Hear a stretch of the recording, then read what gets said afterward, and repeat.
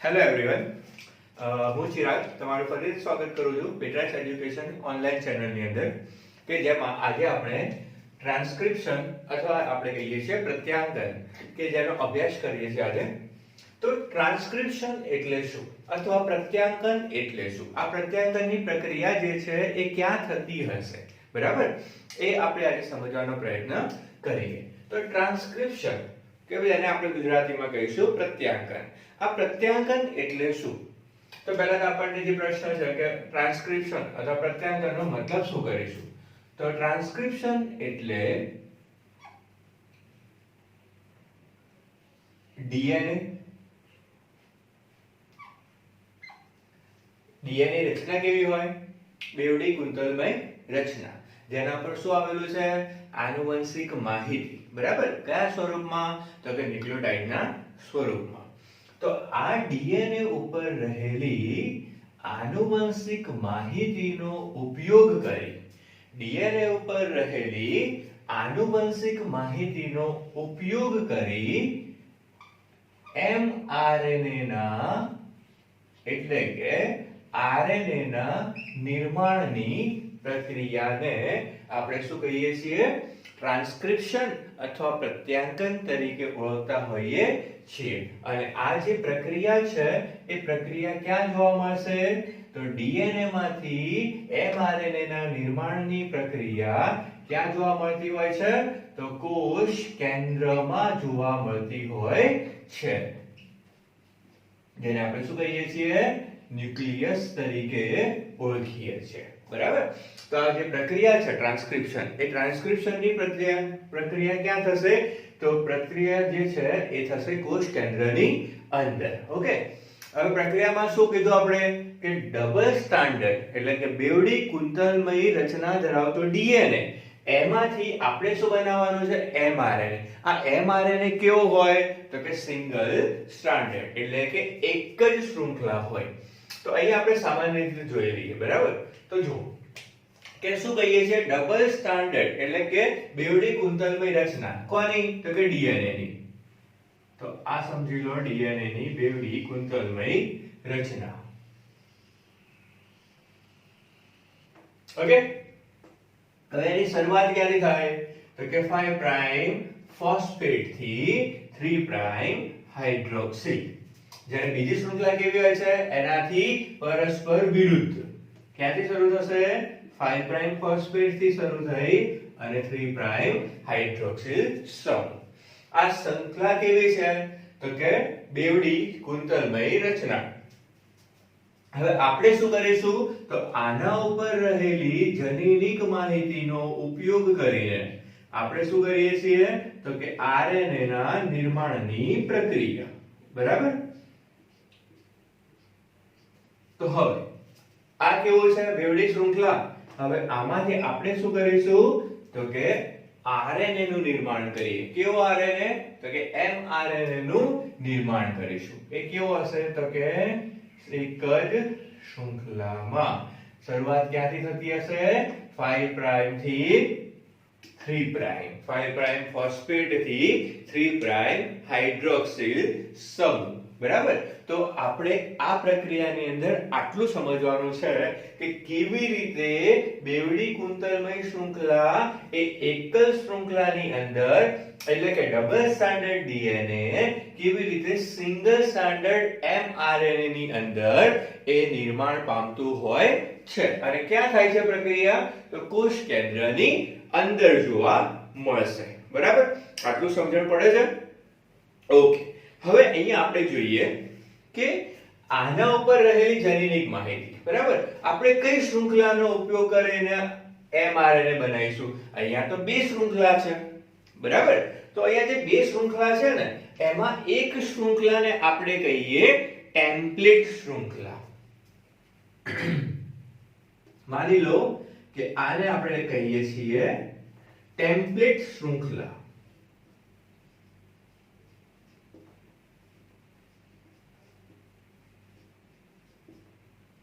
બરાબર? શું કહીશું એને? ટેમ્પલેટ શૃંખલા. તો એના સામેની જે શૃંખલા હશે એને આપણે ટેમ્પલેટ શૃંખલા કહી શકીએ. તો ના કહી શકાય. બરાબર? તો આ થઈ ગઈ ટેમ્પલેટ શૃંખલા આપણી. બરાબર?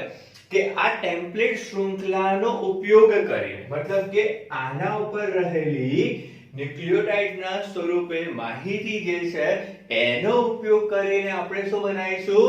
mRNA બનાવીશું. બરાબર? તો એ શૃંખલા એટલે કે જેની આપણે કોપી કરી શકીએ છીએ. બરાબર? શું કરવાનું છે?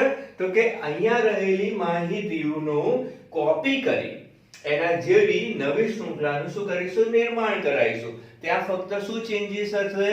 તો અહીંયા જ્યાં થાઇમિન હશે એની જગ્યાએ mRNA ની અંદર થાઇમિન જોવા મળતો નથી. એના સ્થાને શું આવેલું હશે? અહીંયા યુરેસિલ આવેલો હશે. ઓકે, અહીંયા સુધી સમજાયું હશે. નેક્સ્ટ, હવે જો જેની આપણે શું કરવાની છે? કોપી કરવાની છે. મતલબ કે આ ટેમ્પલેટ શૃંખલાની શું થશે? કોપી થશે. તો જે શૃંખલાની કોપી થઈ શકતી હોય એટલે કે એના જેવી નવી શૃંખલા નિર્માણ થઈ શકતી હોય એવી શૃંખલાને આપણે શું કહ્યું છે? ટેમ્પલેટ શૃંખલા. બરાબર? એવી શૃંખલાને અહીંયા આપણે શું કહીએ છીએ? ટેમ્પલેટ શૃંખલા. એને બીજા શબ્દમાં શું કહેવામાં આવે છે? એન્ટીસેન્સ. ટેમ્પલેટ શૃંખલાને બીજા કયા નામે ઓળખીશું આપણે? તો એન્ટીસેન્સ. એન્ટીસેન્સ એટલે શું? પ્રતિ શૃંખલા. બરાબર? એન્ટીસેન્સ એટલે કે પ્રતિ શૃંખલા. તો એના સામેની જે શૃંખલા છે એને આપણે શું કહીએ છીએ? સેન્સ. બરાબર? સેન્સ શૃંખલા અથવા સેન્સ સ્ટ્રેન્ડ. સ્ટ્રેન્ડ એટલે શું થશે? શૃંખલા થશે. હવે અહીંયા બીજું શું છે કે એન્ટીસેન્સ ને આપણે બીજા શબ્દોમાં કહેવું હોય તો એન્ટી કોડોન સ્ટ્રેન્ડ તરીકે પણ ઓળખવામાં આવે. એન્ટી કોડ સ્ટ્રેન્ડ એટલે કે એન્ટી કોડ શૃંખલા. તો અહીંયા સામેની શૃંખલા શું થઈ જશે? કોડોન સ્ટ્રેન્ડ એટલે કે કોડોન શૃંખલા. ઓકે, આ કેવી છે? એન્ટીસેન્સ. તો સામેવાળી કે બનશે? સેન્સ. આ કેવી છે? એન્ટીકોડોન શૃંખલા. તો સામેવાળી કે બની જશે? કોડોન સ્ટ્રેન્ડ અથવા કોડોન શૃંખલા. હવે આપણે શું કરીશું કે આ ટેમ્પલેટ શૃંખલાથી આપણે કોનું નિર્માણ કરાવવાનું છે? તો ટેમ્પલેટ શૃંખલાથી આપણે નિર્માણ કરાવીશું mRNA નું. ટેમ્પલેટ શૃંખલાથી આપણે શું બનાવવાનું છે? mRNA ની કોપી તૈયાર કરવાની છે. હવે થોડી અહીંયા માહિતી લઈ લઈએ. સેન્સ અને કોડોન સ્ટ્રેન્ડ. બરાબર? સેન્સ કે જેના ઉપર શું આવેલા છે? તો ડીએનએ પર પ્રોટીન માટેના જવાબદાર જનીન સંકેત આવેલા છે. આ જે સેન્સ છે ને, સેન્સ શૃંખલા અથવા તો કોડોન શૃંખલા, આનાથી પ્રતિવર્તી શૃંખલા, એના ઉપર શું આવેલા હોય છે? તો ડીએનએ ઉપર. એટલે કે આ શું થઈ ગયું? ડીએનએ. એના પર શું રહેલા હોય છે?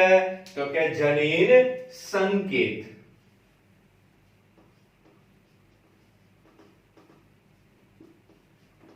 બરાબર? તો આને શું કહીશું? જનીન સંકેત શૃંખલા. આનાથી વિરુદ્ધ છે એટલે પ્રતિ જનીન સંકેત શૃંખલા. પ્રતિ જનીન સંકેત શૃંખલા તરીકે આપણે એને ઓળખીએ છીએ. એટલે કે પ્રતિ એટલે શું થશે? એન્ટી. સંકેત એટલે કે કોડ અને સ્ટ્રેન્ડ. ઓકે, નાઉ હવે જો કે આ ટેમ્પલેટ શૃંખલામાંથી આપણે mRNA નું જે નિર્માણ કરવાનું છે એના માટે આપણી પાસે કોઈક પરિબળો, કોઈક ઘટકો મતલબ કે ફેક્ટર હોવા જરૂરી છે. તો ટ્રાન્સક્રિપ્શનની પ્રક્રિયા માટેના જવાબદાર ઘટકોની હાજરી અહીંયા જરૂરી છે. તો એવા કયા ઘટકો હશે કે જે પ્રત્યાંકનની પ્રક્રિયામાં જવાબદાર છે? તો ચલો જઈએ અહીંયા કે કયા કયા ઘટકો છે. તો અહીંયા આપણે પહેલા સામાન્ય રીતે જોઈ લઈએ કે કયા કયા ઘટકો છે કે જે પ્રત્યાંકનની પ્રક્રિયામાં એટલે કે ટ્રાન્સક્રિપ્શનની પ્રક્રિયામાં આપણને જરૂર પડવાની છે. તો એમાં રિક્વાયરમેન્ટ જોઈ લઈએ સૌપ્રથમ.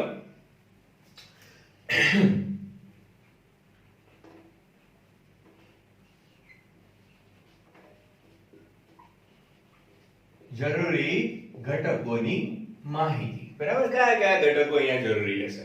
તો એક પહેલું છે પ્રમોટર.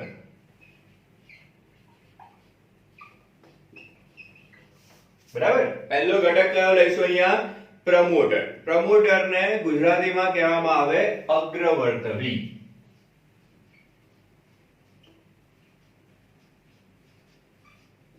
શું છે એના વિશે થોડી વાર રહીને જોઈએ. બીજો ઘટક કયો લઈશું અહીંયા? તો એક થઈ ગયો પ્રમોટર. બીજો શું હશે? તો સ્ટ્રક્ચરલ જીન, એટલે કે બંધારણીય જનીન. ઓકે, નાઉ થર્ડ, ત્રીજો ઘટક કયો લઈશું અહીંયા? તો પહેલું થઈ ગયું પ્રમોટર, બીજો થઈ ગયો સ્ટ્રક્ચરલ જીન એટલે કે બંધારણીય જનીન, અને ત્રીજો શું લઈશું? તો કે ટર્મિનેટર.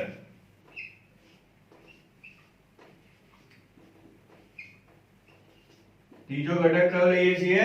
ટર્મિનેટર એટલે કે ટર્મિનેશન. ટર્મિનેશન કરવું એટલે કે અંત કરવો.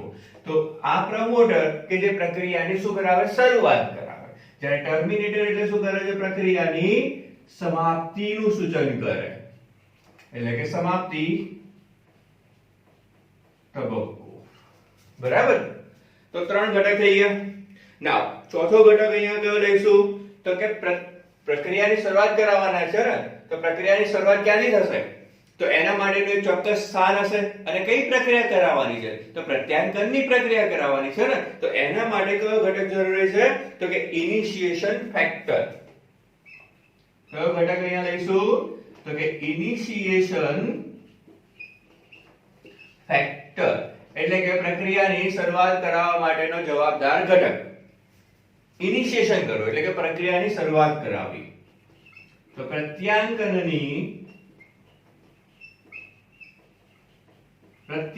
પ્રક્રિયાની શરૂઆત માટેના જવાબદાર ઘટક.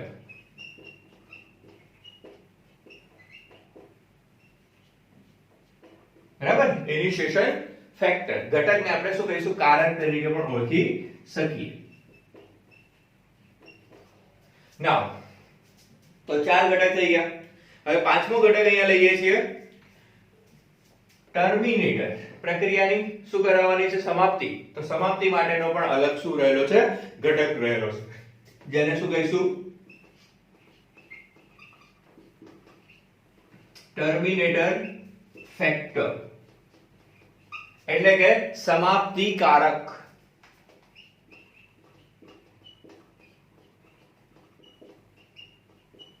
એને આપણે શું કહીશું? સમાપ્તિ કારક તરીકે ઓળખીશું. નેક્સ્ટ છે અહીંયા પ્રક્રિયા માટેનો જવાબદાર ઘટક, બહુ જ ઇમ્પોર્ટન્ટ ઘટક છે. બરાબર, જેને આપણે કહીએ છીએ આરએનએ પોલિમરેઝ. શું છે આરએનએ પોલિમરેઝ? તો એક પ્રકારનો ઉત્સેચક છે. શું છે? આરએનએ પોલિમરેઝ એક ઉત્સેચક તરીકે વપરાતો હોય છે. તો આટલા ઘટકો આપણને પ્રક્રિયા માટે જરૂરી છે, કે પ્રત્યાંકનની પ્રક્રિયા કરાવી છે, ટ્રાન્સક્રિપ્શનની પ્રક્રિયા કરાવી છે, તો આટલા ઘટકો તો આપણી પાસે હોવા જોઈએ. ઓકે, નાઉ ચલો આગળ વધીએ. હવે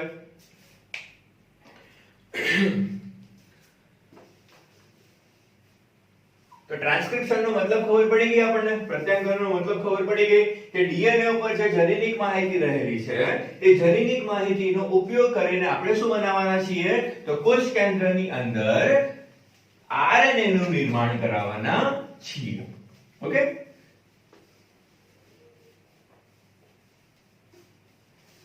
ઓકે ચલો. તો અહીંયા આપણે થોડી બેઝિક માહિતી લઈ લઈએ કે આ જે કારકો લીધા ને એ કારકો અહીંયા કઈ રીતે જવાબદાર બનશે, કારકો અહીંયા કઈ રીતે આપણને ઉપયોગી બનશે.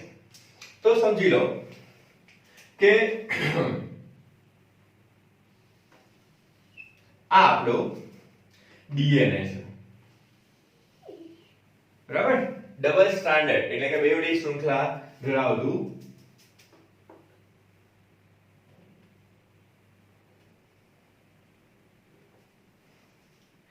ડીએનએ ને આપણે આ રીતે લઈ લીધું. ચલો આ શું છે આપણું ડીએનએ. હવે અહીંયા કયા ઘટક કઈ જગ્યાએ ગોઠવાયેલા હોય એ જોઈ લઈએ.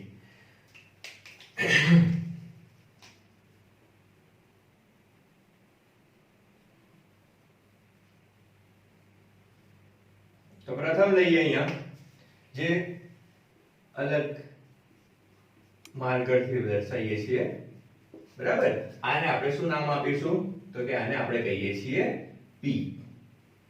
પી એટલે શું તો પ્રમોટર. પી નો મતલબ શું કરીશું આપણે પ્રમોટર. એ જ રીતે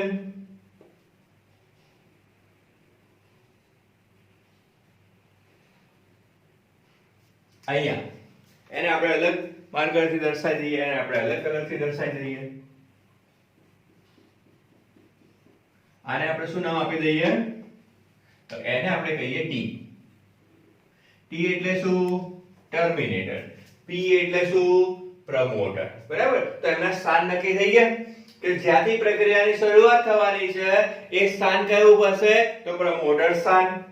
કે જ્યાંથી પ્રક્રિયાની શરૂઆત થવાની હશે એ સ્થાને શું જોડાશે તો પ્રમોટર જોડાશે.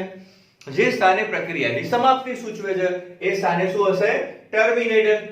આટલું તો સામાન્ય છે, આટલું તો આપણને ખબર પડવી જોઈએ, બરાબર. તો નેક્સ્ટ હવે આગળ જોઈએ અહીંથી. તો આ થઈ ગયા પ્રમોટર અને ટર્મિનેટર. હવે ત્યાં શું રહેલું હોય છે તો ત્યાં પ્રક્રિયાની શરૂઆત કરાવવાની છે ને, તો પ્રક્રિયાની શરૂઆત કરાવવા માટે જરૂરી ઘટકો તો જોઈએ જ, બરાબર. તો પ્રક્રિયાની શરૂઆત કરાવવા માટે આ જે વચ્ચેનો જે સ્થાન છે ને એને આપણે કહી દઈએ સ્ટ્રક્ચરલ જીન.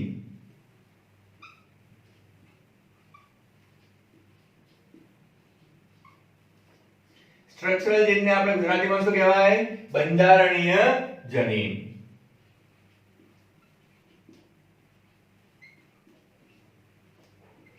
આ જનીન જે છે ને એ આનુવંશિકતાનો એક એકમ તરીકે માનવામાં આવે છે, કારણ કે જે પણ રહેલું છે શાના આધારે રહેલું છે જનીનોના આધારે રહેલું છે.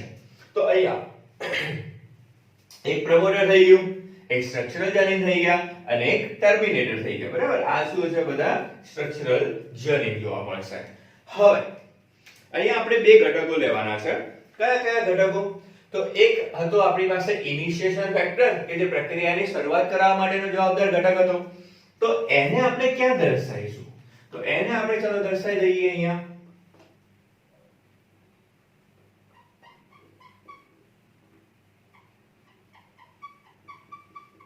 બરાબર. જે જગ્યાએથી પ્રક્રિયાની શરૂઆત થવાની હશે એ સ્થાને શું કહેવામાં આવશે પ્રારંભિક સ્થાન એટલે કે ઇનિશિયેશન સાઇટ, બરાબર. તો એ સ્થાને શું ગોઠવાશે ઇનિશિયેશન ફેક્ટર ગોઠવાશે. તો આને આપણે કહીએ છીએ ઇનિશિયેશન ફેક્ટર એટલે કે પ્રક્રિયાની શરૂઆત કરવા માટેનો જવાબદાર કારક. પ્રત્યાયનની પ્રક્રિયાની શરૂઆત કરવા માટેનો જવાબદાર કારક શું બને છે ઇનિશિયેશન ફેક્ટર. હવે આપણને એવો પ્રશ્ન થાય કે ઇનિશિયેશન ફેક્ટર કયો હશે તો ઇનિશિયેશન ફેક્ટર તરીકે અહીંયા આપણે કોનો ઉપયોગ કરીએ છીએ તો ઇનિશિયેશન ફેક્ટર તરીકે આપણે ઉપયોગ કરીશું સિગ્મા કારકનો, બરાબર. ફેક્ટરને આપણે ગુજરાતીમાં કહીએ કારક, ઘટક, સિમ્પલ. ઓકે. તો એ જ રીતે પ્રક્રિયાની સમાપ્તિ કરવાની છે ને તો પ્રક્રિયાની સમાપ્તિ માટેનો પણ જવાબદાર ઘટક હોવો જોઈએ. તો એ ઘટક કયો બને છે તો પ્રક્રિયાની સમાપ્તિ એટલે કે સમાપ્તિનું સૂચન દર્શાવતા કારકો. તો સમાપ્તિ કારક જેને આપણે શું કહીશું ટર્મિનેશન ફેક્ટર.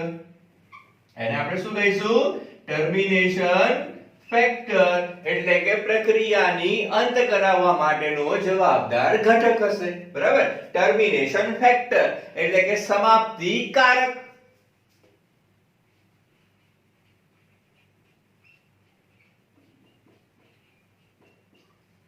આઈ હોપ અહીંયા સુધી આપણને સમજણ પડે છે, બરાબર. તો અહીંયા જ હાજરી આપો, અહીંયા જ ધ્યાન આપો. આખી પ્રક્રિયાને આપણે સામાન્ય રીતે સીધી લેંગ્વેજમાં આપણે શીખી લઈશું, બરાબર, કે જે આપણને એક્ઝામમાં પણ મદદ કરશે. તો દેખો ટ્રાન્સક્રિપ્શનની અંદર આટલા ઘટકો તો આપણે જોઈ લીધા, બરાબર. એક લઈ લીધું પ્રમોટર કે જે ક્યાં જોડાશે તો પ્રમોટરના સ્થાને જે પ્રક્રિયાની શરૂઆત થતી હશે એના આગળના ભાગે જોડાશે. એના પછી છે ઇનિશિએશન ફેક્ટર કે જે સ્થાનેથી પ્રક્રિયાની શરૂઆત થશે. બંધારણીય જનીન, ટર્મિનેશન ફેક્ટર અને ટર્મિનેશન સાઇટ. આટલું તો થઈ ગયું છે ને. ખાલી આપણે અહીંયા લેવાનું છે કે સમાપ્તિ કારક કયો. તો સમાપ્તિ કારક તરીકે અહીંયા આપણે કોનો ઉપયોગ કરીશું તો સમાપ્તિ કારક તરીકે હોય છે રો. શોર્ટમાં આ રીતે લખાશે, બરાબર. રો કારક અથવા ઘટક. આટલે સુધી સમજાય છે.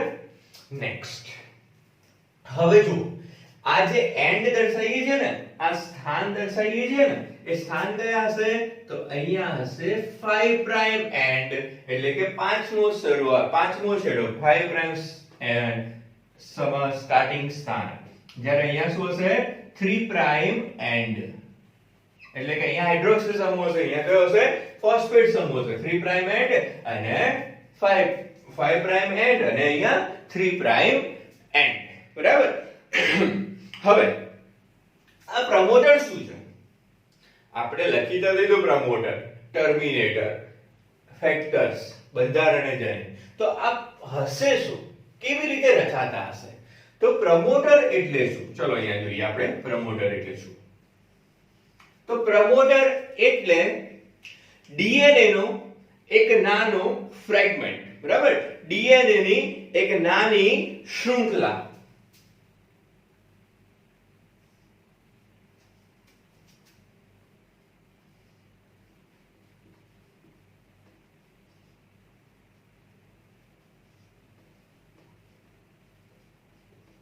શું છે તો ડીએનએ ની નાની શૃંખલા છે, બરાબર. હવે આ નાની શૃંખલા જે છે એ શાના માટે હશે તો આ જે શૃંખલા છે એ શું અહીંયા શું દર્શાવે છે તો આ જે શૃંખલા છે ને એ શું દર્શાવે છે અહીંયા તો કે જોડાણ સ્થાન દર્શાવે છે, એટલે કે બાઇન્ડિંગ સાઇટ દર્શાવે છે. શું દર્શાવશે જોડાણ સ્થાન. શાના માટેનું જોડાણ સ્થાન, શાના માટેનું જોડાણ સ્થાન તો અહીંયા આપણે પ્રક્રિયાની શરૂઆત કરાવવાની છે, બરાબર. તો બાઇન્ડિંગ સાઇટ દર્શાવે છે, જોડાણ સ્થાન દર્શાવે છે.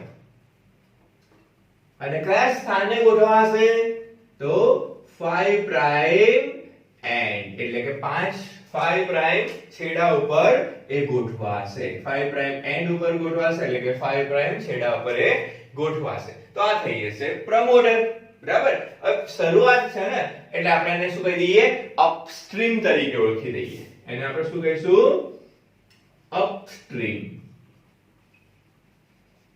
સિમ્પલ. પ્રક્રિયાની જે અંત થતો હશે એને શું કહેવાશે ડાઉનસ્ટ્રીમ. તો ચલો એના વિશે થોડું જોઈ લઈએ આપણે. ટર્મિનેશન, બરાબર, સમાપ્તિ. તો ટર્મિનેશન ફેક્ટર એ શું છે તો સેમ પ્રક્રિયા, સેમ વસ્તુ. એને આપણે શું લઈએ તો કે ડીએનએ ની નાની શૃંખલા. શું છે ડીએનએ ની નાની શૃંખલા. શું દર્શાવશે તો કે જોડાણ સ્થાન. કયા ભાગે જોડાશે તો 3 પ્રાઇમ એન્ડ ઉપર, બરાબર. અને આને આપણે અપસ્ટ્રીમ કીધી તો આને આપણે શું કહીશું તો એને આપણે કહી દઈએ ડાઉનસ્ટ્રીમ.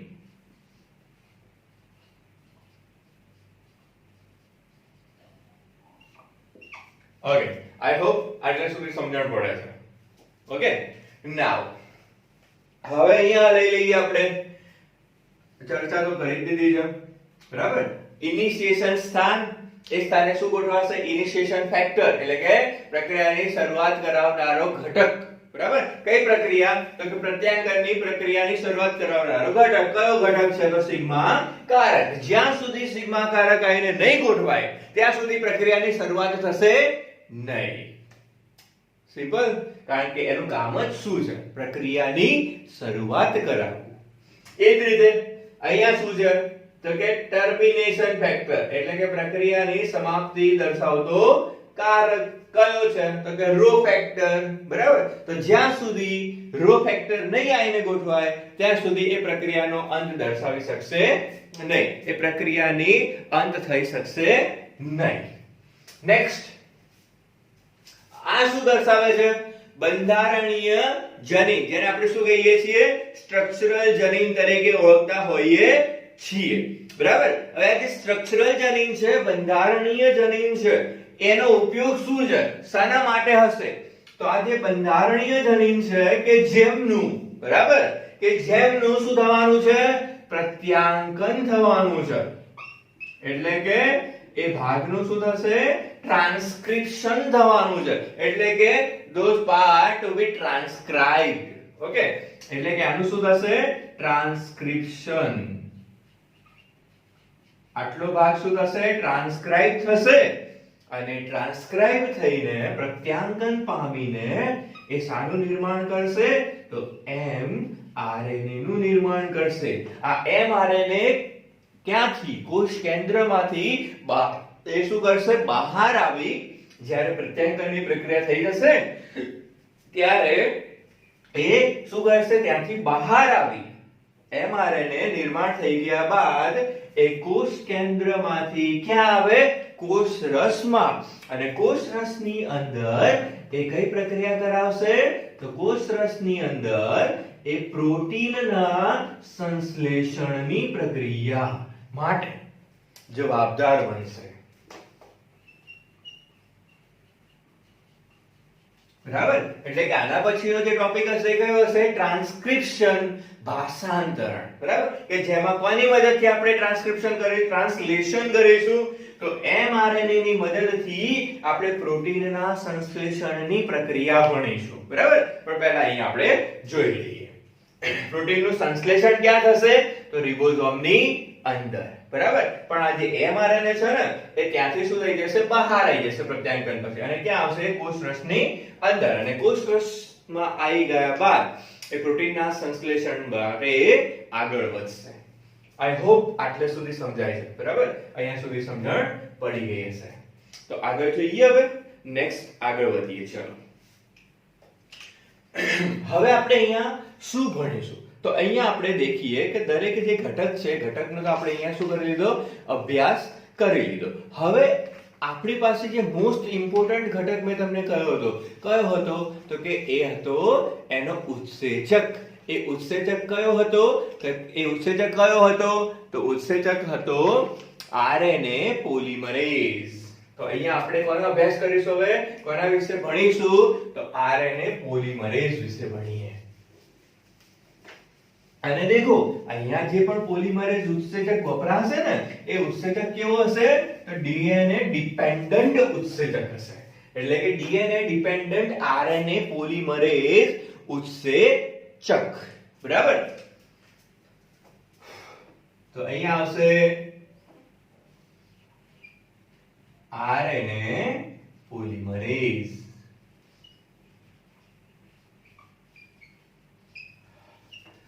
આ RNA પોલિમરેઝ કેવો હશે? DNA ડિપેન્ડન્ટ, એટલે કે DNA ઉપર આધાર રાખતો RNA પોલિમરેઝ. આ RNA પોલિમરેઝ આમ જોઈએ તો કેટલા પ્રકારના હોય? તો RNA પોલિમરેઝ છે એના 3 પ્રકાર છે. કયા કયા? તો એક લઈએ. RNA polymerase 1. એ જ રીતે RNA પોલિમરેઝ 2. અને સિમ્પલ એ જ પ્રકારે RNA પોલિમરેઝ 3. બરાબર, સિમ્પલ છે. હવે જોઈએ કે RNA પોલિમરેઝ 1 શાના માટે હશે, RNA પોલિમરેઝ 2 શાના માટે હશે અને RNA પોલિમરેઝ 3 એ શાના માટે હશે. મીન્સ RNA પોલિમરેઝ 1 નું કામ શું છે? What is the function of RNA polymerase 1? What is the function of RNA polymerase 2? And what is the function of RNA polymerase 3? So here simple function it carry about. તો RNA polymerase 1 એ શાના માટે જવાબદાર હોય છે? તો RNA polymerase 1 જે છે એ શાના માટે જોઈએ તો એ આરઆરએનએ ના સંશ્લેષણ માટે જવાબદાર હોય છે, બરાબર?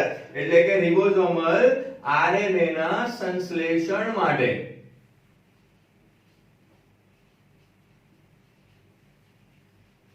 બરાબર? means synthesis of rRNA. કોના દ્વારા? આરએનએ પોલિમરેઝ 1 દ્વારા. બરાબર? એ જ રીતે આરએનએ પોલિમરેઝ 2 એક કોના સંશ્લેષણમાં? mRNA ના સંશ્લેષણમાં વપરાશે. એટલે કે આપણો આન્સર અહીંયા મળી ગયો કે ટ્રાન્સક્રિપ્શન ની પ્રક્રિયા કરવાની છે તો ડીએનએ માંથી આરએનએ નું નિર્માણ કરવાનું છે ને, તો ડીએનએ માંથી આરએનએ ના નિર્માણની પ્રક્રિયા દરમિયાન કયો આરએનએ પોલિમરેઝ વપરાશે? તો આરએનએ પોલિમરેઝ 2. ઓકે. જ્યારે આરએનએ પોલિમરેઝ 3 જે છે એ શાના માટે વપરાશે? તો ટ્રાન્સફર આરએનએ ટીઆરએનએ ના સંશ્લેષણ માટે વપરાશે. ઓકે, અહીંયા સુધી સમજણ પડે છે? ગુડ. નાઉ હવે અહીંયા જો આપણે જે પ્રક્રિયા ભણવાની છે ને એ પ્રક્રિયા શાની અંદર ભણીશું આપણે? તો યુકેરિયોટિક કોષની અંદર, એટલે કે સુકોષ કેન્દ્રીય કોષની અંદર પ્રત્યાકનની પ્રક્રિયા આપણે ભણવાની છે. તો અહીંયા આપણે ટ્રાન્સક્રિપ્શનની પ્રક્રિયા જોઈએ, બરાબર? એના ઘટકો આપણે જોઈ લીધા. હવે આપણે શું જોઈશું? એની પ્રક્રિયા જોઈએ. તો ટ્રાન્સક્રિપ્શનની જે પ્રક્રિયા છે ને એને આપણે 3 ભાગમાં અલગ કરી દઈએ, 3 ભાગની અંદર વિભાજિત કરી દઈએ. એક લઈ લઈએ જેને આપણે કહીશું ઇનિશિએશન. ઇનિશિએશન નો મતલબ શું કરીશું? તો પ્રક્રિયાની શરૂઆત, બરાબર? એટલે કે પ્રારંભિક તબક્કો. બીજો તબક્કો જેને આપણે કહીએ છીએ પ્રલંબન તબક્કો, જેને ઇંગ્લિશમાં કહેવામાં આવે ઇલોંગેશન તબક્કો. એન્ડ થર્ડ વન જેને આપણે શું કહીશું? ટર્મિનેશન, એટલે કે સમાપ્તિ તબક્કો.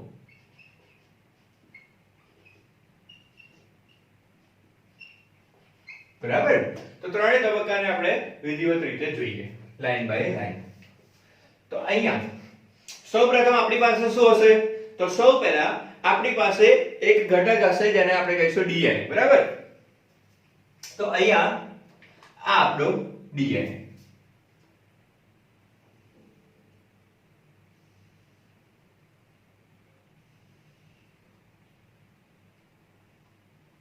કેવો ડીએનએ છે? તો બેવડી શૃંખલા ધરાવતો ડીએનએ. એક બાજુ કયો હશે? 5 પ્રાઇમ એન્ડ, બીજો છેડો કયો હશે? 3 પ્રાઇમ એન્ડ. બરાબર? હવે અહીંયા આપણી પાસે બે કારકો છે, બે ઘટક દર્શાવી દઈએ. એક કયું સ્થાન દર્શાવીશું? તો એક દર્શાવી દઈશું અહીંયા આપણે પ્રમોટર સ્થાન, એટલે કે P સ્થાન. અહીંયા આપણે દર્શાવી દઈશું ટર્મિનેશન સ્થાન, એટલે કે સમાપ્તિનું સ્થાન, એટલે કે ટર્મિનેશન ફેક્ટર વાળો ભાગ, જેને આપણે શું નામ આપી દઈએ? એને આપણે નામ આપી દઈએ T. બરાબર? આટલું છે આપણી પાસે. હવે અહીંથી આગળ વધીએ. શરૂઆત કરાવીએ ઇનિશિએશન થી, ઇનિશિએશન કારકોથી. બરાબર? તો પ્રક્રિયાની શરૂઆતમાં અહીંયા શું જોડાશે? તો અહીંયા આવશે આરએનએ પોલિમરેઝ 2. બરાબર? શું જોડાશે? આરએનએ પોલિમરેઝ 2 ઘટક આવીને જોડાશે.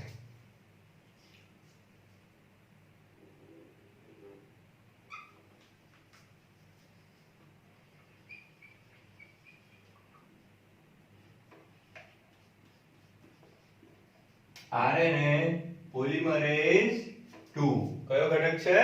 RNA polymerase 2. એને આપણે થોડી ડાર્ક લાઈન થી દર્શાવી દઈએ.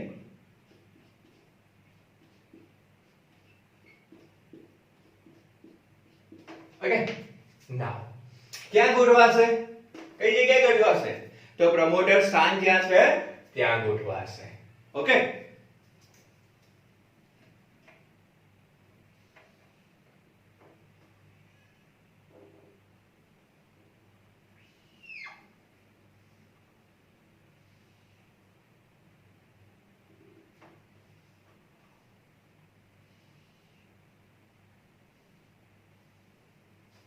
તો આ થઈ ગયા આપણા P સ્થાન, આ થઈ ગયું T સ્થાન. હવે ત્યાં હું શું જોડું છું? તો RNA પોલિમરેઝ 2. શું જોડાઈ ગયો? RNA પોલિમરેઝ 2 જોડાઈ ગયો. હવે RNA પોલિમરેઝ 2 શું કામ કરવાનો છે અહીંયા? RNA પોલિમરેઝ 2 શું કામ કરશે?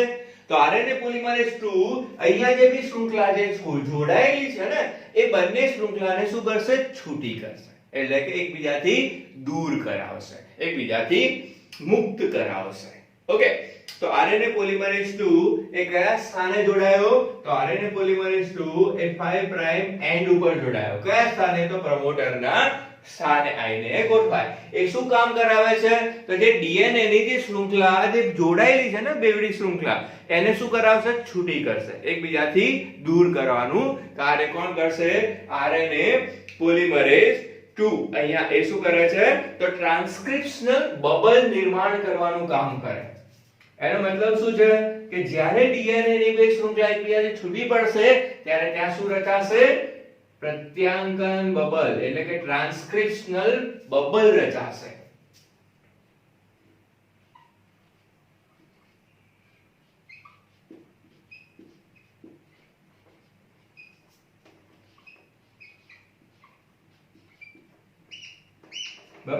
બબલ જેવી રચના ત્યાં શું થશે? નિર્માણ થશે. કેવી રીતે? તો અહીંયા જોઈએ.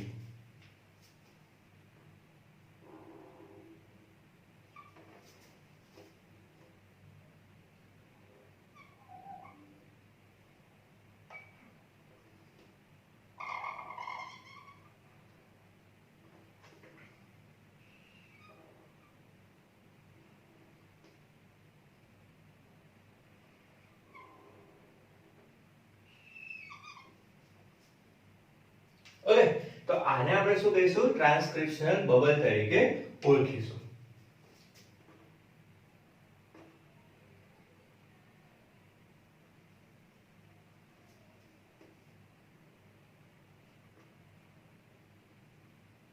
આ શું છે? T. આ શું છે? P, promoter site. ડન? આટલે સુધી સમજણ પડે છે? Okay, next. હવે જુઓ, આપણે જે RNA પોલિમરેઝ 2 એ એનું કામ કરી દીધું.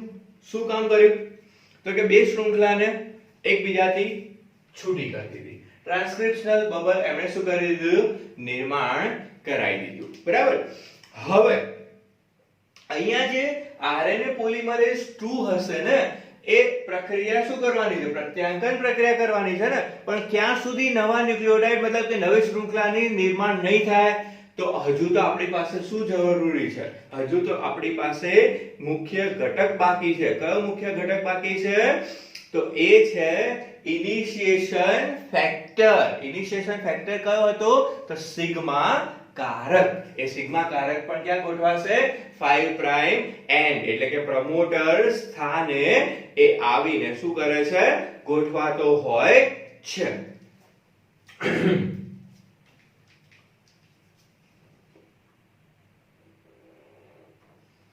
અહીંયા દર્શાવી દઈએ આપણે. બરાબર? અહીંયા દર્શાવી દઉં.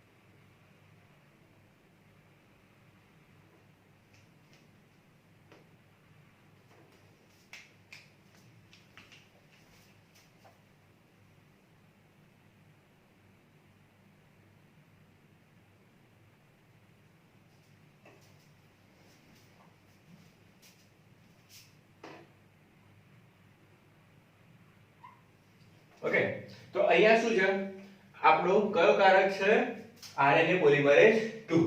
હવે નવો શું જોડાશે અહીંયા, તો અહીંયા આપણે નવો ઘટક જોડવાનો છે ઇનિશિયેશન ફેક્ટર, એટલે કે પ્રક્રિયાની શરૂઆત કરાવતો પ્રારંભિક સ્થાને શું ગોઠવાશે, તો પ્રક્રિયાની શરૂઆત કરાવતો કારક ઇનિશિયેશન ફેક્ટર, જેને આપણે શું કહીએ છીએ, સિગ્મા કારક તરીકે ઓળખતા હોઈએ છીએ. હવે સિગ્મા કારક ક્યાં જોડાશે, તો પ્રમોટર સ્થાને જોડાશે. એટલે કે આ પ્રમોટર છે, સોરી અહીંયા શું જોડાશે, આરએનએ પોલિમરેઝ 2 છે ને, એ આરએનએ પોલિમરેઝ 2 સાથે જોડાશે. ઓકે, તો અહીંયા આપણે જોડી દઈએ આપણો સિગ્મા કારક. સિગ્મા કારકને આપણે આ ચિહ્ન દ્વારા દર્શાવીએ, બરાબર, ટ્રાયેંગલ દ્વારા દર્શાવીએ, ત્રિકોણ દ્વારા. તો આ થઈ ગયો આપણો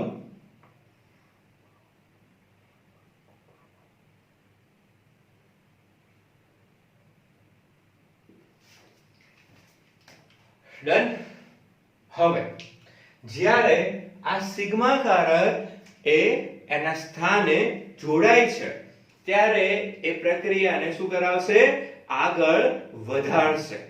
ઓકે, તો જ્યારે પ્રક્રિયાની શરૂઆત થઈ જશે, પ્રક્રિયા આગળ શરૂઆત શું થશે, થઈ જશે, ત્યારે આ જે કારક છે એ કારક ક્યાંથી, કયો કારક, તો સિગ્મા કારક ત્યાંથી શું થઈ જશે, મુક્ત થઈ જશે.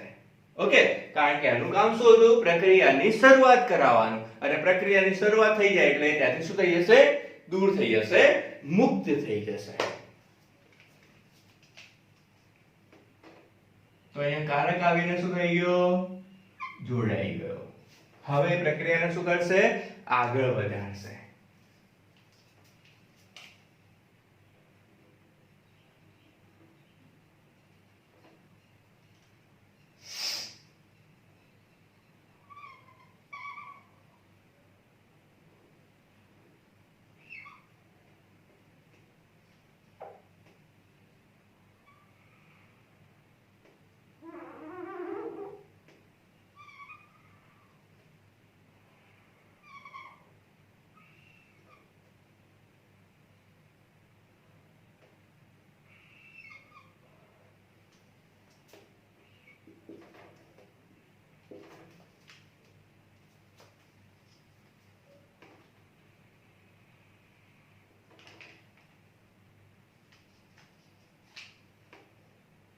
હવે દેખો, પ્રક્રિયાની શરૂઆત થઈ જશે એટલે સિગ્મા કારક શું થઈ જશે, ત્યાંથી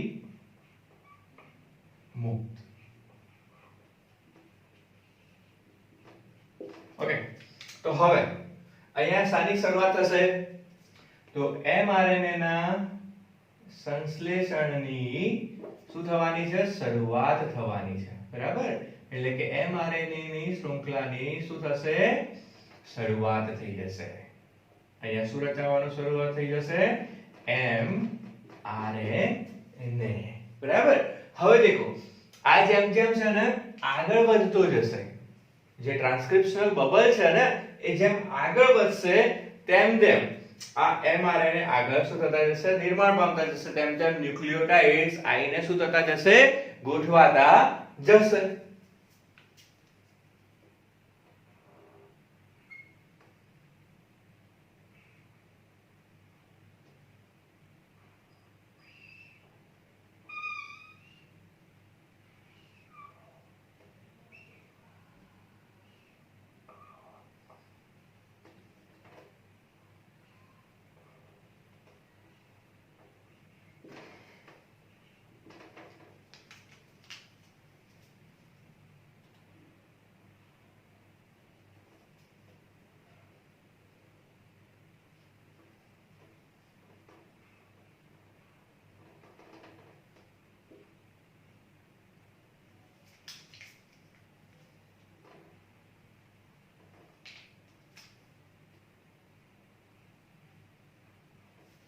ઓકે, હવે છેલ્લે શું થશે, આ જે ટ્રાન્સક્રિપ્શન બબલ છે એ થઈ ક્યાં જશે, અંત સુધી આ રીતે, મતલબ નવી શૃંખલા નિર્માણ કરતો કરતો ક્યાં આવશે, આ સ્થાને આવશે.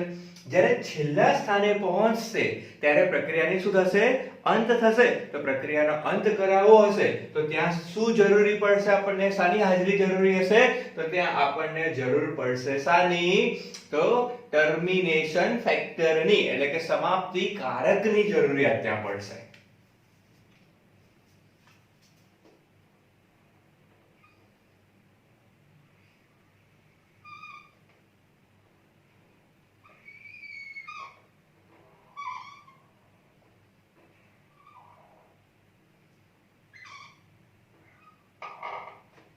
બરાબર આ આવી ગયો આપણો ટર્મિનેશન કારક એટલે કે અહીંયા સુધી શું થઈ જશે mRNA ની શૃંખલા નિર્માણ થઈ જશે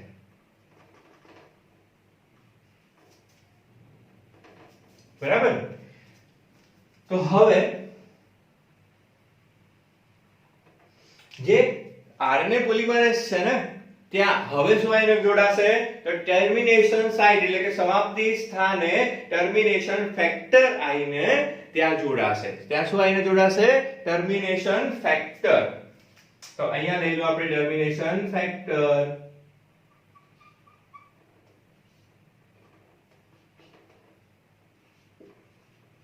એટલે કે સમાપ્તિ કારક આવીને જોડાશે સમાપ્તિ કારક આવીને જોડાશે ત્યારે અહીંયા આપણી પાસે શું થયેલું હશે તો નવી mRNA ની શૃંખલા નિર્માણ થયેલી હશે પણ આ જે mRNA ની જે શૃંખલા નિર્માણ થઈ હશે ને એ કેવી હશે તો પ્રીમેચ્યોર mRNA બરાબર એટલે કે હજુ સુધી આ જે mRNA હશે એ મેચ્યોર છે નહીં આ પ્રીમેચ્યોર mRNA છે બરાબર જો આદિકોષ કેન્દ્રીય કોષ હોત તો એ કયો mRNA કહેવાય તો કે એ મેચ્યોર mRNA કહેવાય એટલે કે પરિપક્વ mRNA કહેવાય પરંતુ આને આપણે શું કહીએ છીએ યુકેરિયોટિક ની અંદર આદિ સુકોષ કેન્દ્રીય કોષની અંદર આને આપણે શું કહીએ છીએ તો એને આપણે કહેવાય છે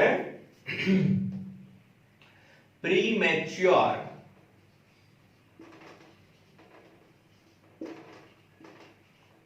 mRNA એટલે કે હજુ સુધી એ સંપૂર્ણ રીતે પરિપક્વ બન્યો નથી તો અહીંયા પ્રીમેચ્યોર mRNA માંથી આપણે મેચ્યોર mRNA બનાવવો એટલે કે પરિપક્વ mRNA બનાવવો હોય તો એના માટે આપણે શું કરવી પડશે પ્રક્રિયા કરવી પડશે પ્રોસેસ કરવી પડશે બરાબર એના માટે આપણે શું કરવું પડે છે RNA પ્રોસેસિંગ કરવી પડે છે અને એ RNA પ્રોસેસિંગ દ્વારા આ પ્રીમેચ્યોર mRNA જે છે એ પ્રીમેચ્યોર mRNA શામાં ફેરવાશે તો mRNA એટલે કે મેચ્યોર mRNA માં ફેરવાશે પણ આવું ક્યાં જોવા મળશે સુકોષ કેન્દ્રીય કોષની અંદર એટલે કે યુકેરિયોટિક કોષમાં જ આવું જોવા મળે બાકી પ્રોકેરિયોટિક કોષમાં આવું જોવા મળશે નહીં પ્રોકેરિયોટિક કોષની અંદર એટલે કે આદિકોષ કેન્દ્રીય કોષની અંદર જે mRNA નિર્માણ થશે એ mRNA કેવો કહેવાશે મેચ્યોર mRNA જ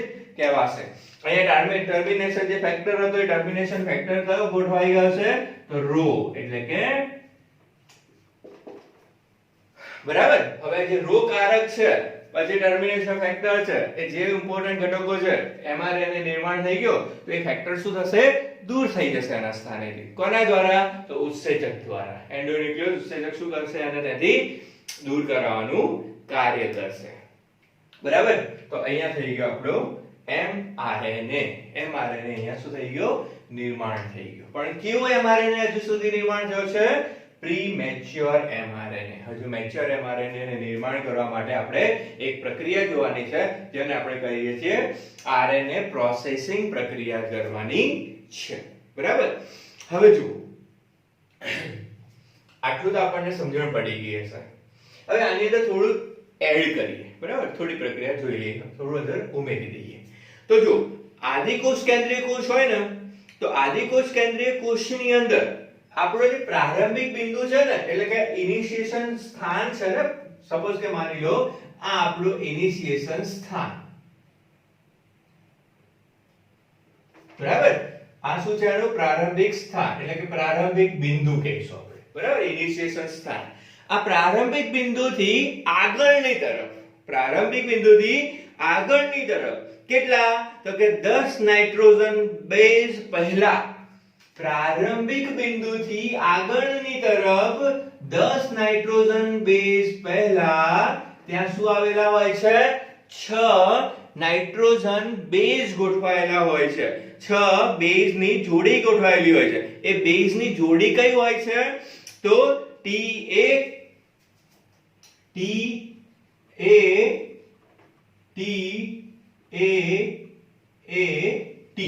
આવી એક રચના ત્યાં ગોઠવાયેલી હોય છે. જો આદિકોષ કેન્દ્રીય કોષ હોય તો પ્રારંભિક બિંદુથી કેટલા ન્યુક્લિયોટાઇડ?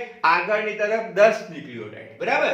અને એના પહેલા આવા 6 1 2 3 4 5 અને 6 એ 6 આવી કઈ રચના? તો T અને A એટલે કે AT રીચ રચના. A અને T ત્યાં જ્યાં વધુ જોવા મળશે એવી એક રચના આવેલી હોય જેને આપણે કહીએ છીએ પ્રિબ્નોલ બોક્સ, બરાબર. આ જે બોક્સ છે ને એ આદિકોષ કેન્દ્રીયમાં શું કહેવાશે? પ્રિબ્નોલ બોક્સ તરીકે ઓળખવામાં આવે. ઓકે. જ્યારે સુકોષ કેન્દ્રીય કોષની અંદર શું હશે? તો અહીંયા શું કીધું? પ્રારંભિક બિંદુથી 10 કીધા ને.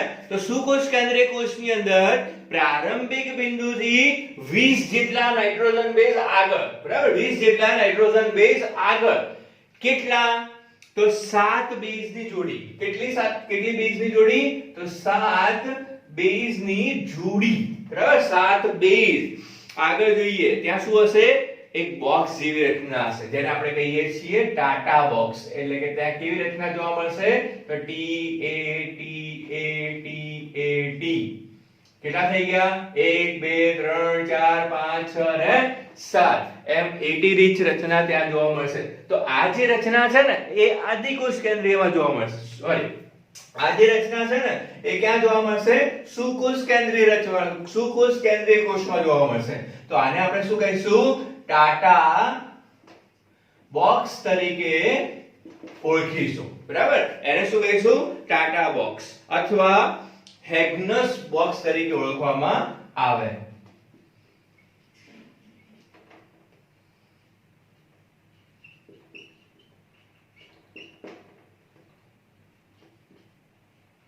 બરાબર. હેગ્નસ બોક્સ તરીકે આપણે એને ઓળખીશું. તો આ થઈ જશે ટ્રાન્સક્રિપ્શનની પ્રક્રિયા. Initiation, elongation, termination. Okay. Next જોઈએ આપણે આરએનએ પ્રોસેસિંગ.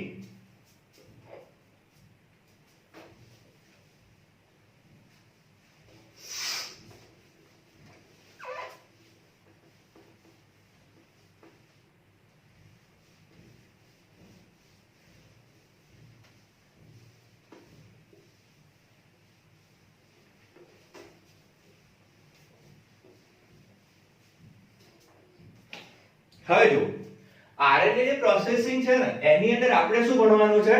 તો 3 પ્રક્રિયા ભણવાની છે. આરએનએ પ્રોસેસિંગમાં આપણે કઈ પ્રક્રિયા ભણીશું? તો કે 3 પ્રક્રિયા ભણીશું. 3 પ્રક્રિયા આપણે એમાં જોવાની છે. 3 મુદ્દા આપણે એમાં જોવાના છે. તો એ મુદ્દા શાના માટે હશે? આરએનએ પ્રોસેસિંગ શાના માટે હશે? તો કે મેચ્યોર એટલે કે પ્રીમેચ્યોર mRNA માંથી મેચ્યોર mRNA ના નિર્માણ માટે, બરાબર. પ્રીમેચ્યોર એટલે કે અપરિપક્વ mRNA માંથી પરિપક્વ mRNA ના નિર્માણની પ્રક્રિયા કરવા માટે અહીંયા આપણે 3 વ્યાખ્યા જોવાની છે. 3 શબ્દની રચનાને આપણે ભણવાની છે. કઈ 3 રચના? તો એક છે સ્પ્લાઇસિંગ. પહેલી છે સ્પ્લાઇસિંગ. સ્પ્લાઇસિંગ ને શું કહેવામાં આવે? સ્પ્લાઇસ કરવું એટલે કટ કરવું, દૂર કરવું, બરાબર. બીજી છે કેપિંગ. કેપિંગ એટલે શું? તો ટોપી પહેરાવી. કેપિંગ એટલે કેપ પહેરાવી. અને છેલ્લે શું હશે? પોલીટેલ એટલે કે ટેલિંગ. આ 3 વ્યાખ્યા આપણે જોવાની છે. 3 પ્રક્રિયા જોવાની છે. એમાં પહેલું જોઈ લઈએ સ્પ્લાઇસિંગ શું છે, બરાબર. તો જો આપણે ટ્રાન્સક્રિપ્શનમાં શું કર્યું? તો બેવડી કુંતલમય રચના હતી, બેવડી રચના હતી ડીએનએ ની, એમાંથી આપણે શું રચના કરાય? એમઆરએનએ.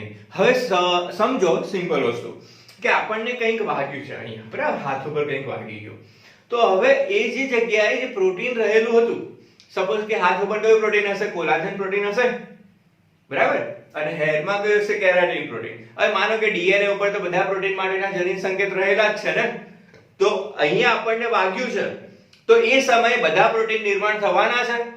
તો ના. કયા પ્રોટીનની જરૂર છે? કોલાજન પ્રોટીનની જરૂર છે. તો એ સ્થાને ખાલી ને ખાલી કયો પ્રોટીન નિર્માણ પામવાનો છે? કોલાજન પ્રોટીન જ નિર્માણ પામશે. એ સ્થાને પછી કેરાટીન નિર્માણ થવાનો છે નહીં, બરાબર. તો આપણે આખા ડીએનએ ને શું કરીએ છીએ? પ્રત્યાંકન કર્યું. તો કરી શકીએ એવી રીતે? તો કે નહીં, કરી શકાય નહીં. હા, સ્વયંજનન તમે પૂરેપૂરું કરી શકો છો ડીએનએ નું, પરંતુ પ્રત્યાંકનની અંદર જ્યારે એનું પ્રત્યાંકન થાય છે ત્યારે કેવી રચના નિર્માણ પામે છે આપણે જોઈ લઈએ. તો સમજી લો કે આ આપણો પ્રીમેચ્યોર એમઆરએનએ છે, બરાબર. હવે એની અંદર જ્યારે પ્રત્યાંકન થયું હશે ને ત્યારે બે પ્રકારના ઘટકો રહેલા હશે. આને આપણે શું કહીશું? આ જે પ્રત્યાંકન થયેલો ઘટક જે છે એને આપણે શું કહીએ? સિસ્ટ્રોન તરીકે ઓળખીએ, બરાબર. હવે એની અંદર આપણને બે રચના જોવા મળશે. એક હશે ઇન્ટ્રોન અને એક હશે એક્ઝોન. કઈ બે રચના જોવા મળશે આપણને? તો એક હશે ઇન્ટ્રોન અને બીજી હશે એક્ઝોન.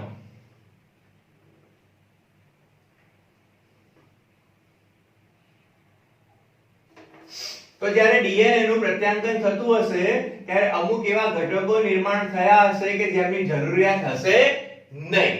તો એવા ઘટકો પણ શું કરશે? ઇન્ટરફિયરન્સ કરશે, કે એ પ્રક્રિયા થવા દેશે નહીં. તો એવા ઘટકોને આપણે શું કરવાના છે? ત્યાંથી દૂર કરવાના છે, બરાબર. તો એ જે ઘટક હશે ને કે જે નોન ફંક્શનલ છે, એનું અહીંયા કોઈ કામ છે નહીં, એવા ઘટક કયા હશે? તો એને આપણે કહીએ છીએ ઇન્ટ્રોન, બરાબર. આ શું છે? ઇન્ટ્રોન, કે જે કેવા છે? નોન ફંક્શનલ, એટલે કે એનું કોઈ કાર્ય છે નહીં. તો આવા ઘટકોને આપણે શું કરવાના છે? ત્યાંથી દૂર કરવાના છે. જ્યારે આ જે ઘટક છે, આ જે રચના છે, એ શું કહેવાશે? એક્ઝોન. અને એક્ઝોન કેવો છે? ઇમ્પોર્ટન્ટ છે, ઠીક છે. એ એક્ઝોન ની ત્યાં હાજરી જરૂરી છે, કારણ કે જરૂરિયાત ઘટક છે. આ કેવો છે? ફંક્શનલ છે.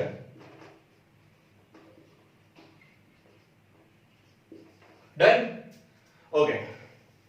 હવે આ ઇન્ટ્રોન ને દૂર કરવો છે ને, તો ઇન્ટ્રોન ને દૂર કરવા માટે આપણી પાસે કંઈક હોવું જોઈએ, એને કાપવા માટે કંઈક હોવું જોઈએ, કોઈ કાતર હોવી જોઈએ. તો એને કાપવા માટે આપણે અહીંયા શાનો ઉપયોગ કરીશું? તો ઉત્સેચકનો ઉપયોગ કરીએ છીએ. એને કટ કરવા માટે, આ ઇન્ટ્રોન્સ ને ત્યાંથી દૂર કરવા માટે આપણે શાનો ઉપયોગ કરીશું? તો ત્યાં ઉપયોગ કરીએ છીએ એન્ડોન્યુક્લિયેઝ.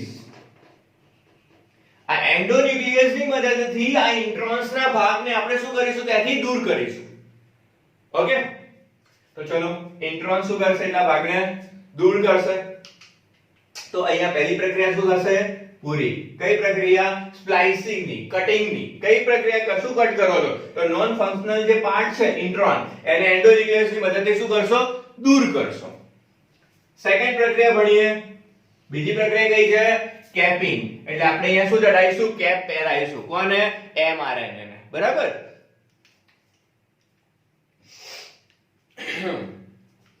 તો ચલો અહીંયા એમઆરએનએ ને કેપ પહેરાઈ દઈએ. હવે આ એમઆરએનએ ને શેની કેપ પહેરાવશો? શેની ટોપી પહેરાવશો અને કઈ જગ્યાએ પહેરાવશો?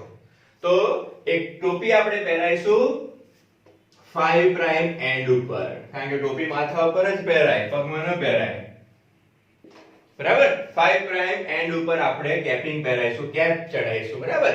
તો કેપ શેની બનેલી હશે? માની લો કે આ કેપ ચડાઈ દીધી 5 પ્રાઇમ એન્ડ ઉપર, પણ આ કેપ હશે શેની? શેનાથી બનેલી હશે? તો એ હશે એમ GPP, 3P ટ્રાઇફોસ્ફેટ, G ગ્વાનીન અને M તો કે મિથાઇલ. શેની હશે? તો કે મિથાઇલ ગ્વાનાઇન ટ્રાઇફોસ્ફેટ.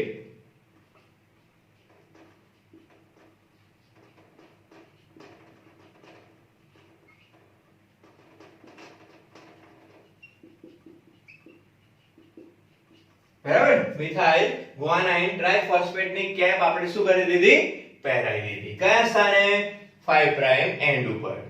અને હવે ત્રીજી પ્રક્રિયા જોઈ લઈએ, ચલો ફટાફટ. ટેલિંગ એટલે કે પૂંછડી. ટેલ, પૂંછડી ક્યાં હોય, તો નીચે. બરાબર, કયા ભાગે હશે, 3rd પ્રાઇમ. તો ટેલિંગ માં શું કરીશું આપણે, પૂંછડી ચડાવીએ ક્યાં, તો ત્રીજા ભાગ ઉપર, 3rd પ્રાઇમ ઉપર. તો આ તમારો મેચ્યોર, તમારો ઇમેચ્યોર mRNA, એને આપણે શું કરી દીધી, 5 પ્રાઇમ ઉપર ટોપી પહેરાવી દીધી, એટલે કે કેપ પહેરાવી દીધી. સોરી હા, 3 પ્રાઇમ ઉપર શું પહેરાવીશું, પૂંછડી. એ પૂંછડી કયા ભાગે હશે, 3rd પ્રાઇમ ઉપર. તો એ જે પૂંછડી હશે શેની બનેલી હશે, જેને આપણે શું કહીએ છીએ, poly A tail. Poly A ટેલ એટલે adenine, adenine, adenine, adenine, adenine. બરાબર, એટલે કે એડેનિન ની પૂંછડી ચોટાડીએ છીએ, પૂંછડી લગાવીએ છીએ, જેને આપણે શું કહીએ છીએ, poly A tail. Poly A ટેલ કયા સ્થાને, 3rd પ્રાઇમ. એટલે કે 3rd પ્રાઇમ ઉપર આપણે એને પોલી એ ટેલ ચોટાડી દઈશું. તો અહીંયા શું થયું, સ્પ્લાઇસિંગ, એટલે કે જે નતા કામના ભાગ દૂર કરી દીધા. પછી શું કર્યું, કેપ ચડાવી દીધી, એટલે કે ટોપી પહેરાવી દીધી. કયા ભાગે, 5 પ્રાઇમ ઉપર. શેની, તો કે મિથાઇલ ગુઆનાઇન ટ્રાઇફોસ્ફેટ ની. પછી ત્રીજી પ્રક્રિયામાં શું કર્યું, ટેલિંગ, એટલે કે પૂંછડી. ક્યાં, તો 3rd પ્રાઇમ ઉપર. શેની પૂંછડી, પોલી એ ટેલ ની પૂંછડી ચડાવીએ છીએ. અહીંયા સુધી રેડી. આમાં કઈ ખબર ના પડી એવું કઈ છે, બધી જ વસ્તુઓ સિમ્પલ છે. બરાબર, હવે દેખો અહીંયા બે બીજા શબ્દો જોવા મળશે આપણને. એક મળશે પોલિસિસ્ટ્રોનિક અને એક મળશે મોનોસિસ્ટ્રોનિક. પોલિસિસ્ટ્રોનિક શામાં, તો પોલિસિસ્ટ્રોનિક જે છે એ પ્રોકેરિયોટ્સ ની અંદર, એટલે કે આદિકોષ કેન્દ્રીય ની અંદર. જ્યારે યુકેરિયોટ્સ ની અંદર, એટલે કે સુકોષ કેન્દ્રીયમાં શું હશે, તો કે મોનોસિસ્ટ્રોનિક. એટલે કે પોલિસિસ્ટ્રોનિક નો મતલબ શું, તો કે ડીએનએ માંથી એક કરતા વધારે પોલીપેપ્ટાઇડની શૃંખલા નિર્માણ કરવા માટે જવાબદાર હશે. આદિકોષ કેન્દ્રીયની અંદર એક કરતા વધારે પોલીપેપ્ટાઇડની શૃંખલાનું નિર્માણ કરે તો કે પોલિસિસ્ટ્રોનિક. જ્યારે સુકોષ કેન્દ્રીયમાં એક જ પોલીપેપ્ટાઇડની શૃંખલાનું નિર્માણ કરે એને શું કહીશું, મોનોસિસ્ટ્રોનિક. ઓકે, તો આશા છે કે આટલું તમને સમજણ પડી હશે ટ્રાન્સક્રિપ્શન ની અંદર, કે mRNA માંથી, DNA માંથી આપણે mRNA કેવી રીતે નિર્માણ કરાયું, કેવી રીતે એની પ્રોસેસિંગ કરાઈ. બરાબર, તો હવે આપણી પાસે આ જે RNA છે ને, આ RNA આપણો કેવો હશે, મેચ્યોર RNA, જેને આપણે શું કહીશું, mRNA, મેસેન્જર RNA, એટલે કે સંદેશક RNA. Okay, so thank you so much.